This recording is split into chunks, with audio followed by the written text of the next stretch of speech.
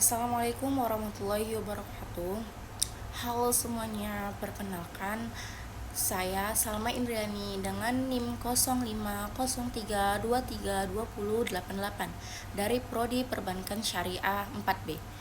Nah, video ini untuk memenuhi mata kuliah Ekonomi Keuangan dan Moneter Islam yang diampu oleh Ibu Khaidarah Maini Jamila. Dalam video ini, saya akan menjelaskan pembahasan tentang kerangka kerja kebijakan moneter Islam yang merupakan bagian penting dalam sistem ekonomi Islam. Mari kita masuk ke pembahasannya. Pertama, pengertian kebijakan moneter Islam. Kebijakan moneter Islam itu sebenarnya cara mengatur uang dalam perekonomian supaya stabil, tapi dengan tetap berpegang pada aturan syariah. Jadi tujuannya nggak cuma buat pertumbuhan ekonomi, tapi juga biar adil, nggak ada riba, dan harta bisa berputar ke semua lapisan masyarakat. Dulu kalau zaman Rasulullah, sistem keuangannya udah maju. Mereka pakai dinar dan dirham. Bahkan udah ada sistem seperti cek dan pengiriman uang. Intinya dari dulu Islam udah mengatur nih ekonomi dengan sistem yang stabil dan real, nggak ada unsur spekulatif. Selanjutnya kita bahas tentang tujuan kebijakan moneter Islam. Kalau ditanya tujuannya apa, kebijakan moneter Islam itu pengen jaga stabilitas nilai uang dan harga. Jadi misalnya biar inflasi nggak tinggi dan masyarakat tetap bisa hidup nyaman. Tapi bedanya Islam nggak pakai bunga karena itu riba. Yang dipakai itu sistem bagi hasil, nilai kejujuran, dan keadilan dalam setiap transaksi.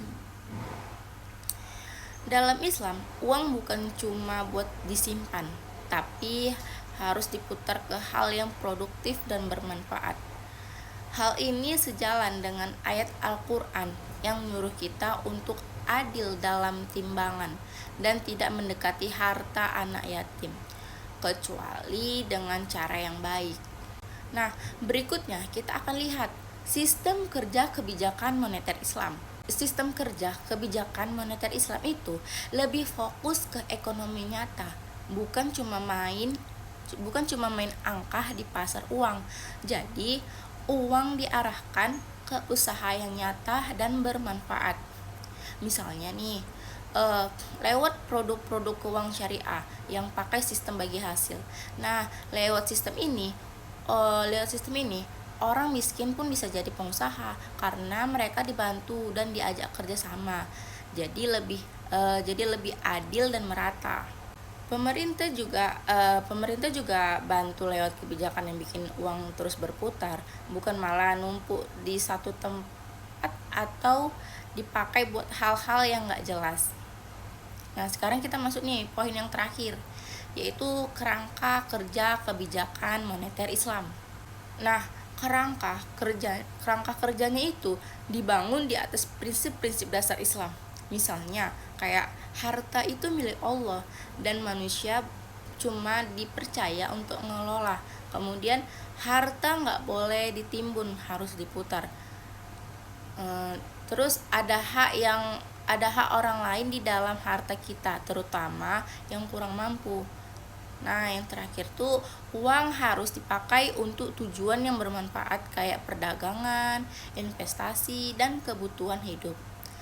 Jadi intinya dalam Islam tujuan kebijakan moneter nggak cuma buat jaga inflasi atau nilai tukar, tapi juga ngilangin ketimpangan dan membentuk masyarakat yang sejahtera lahir dan batin.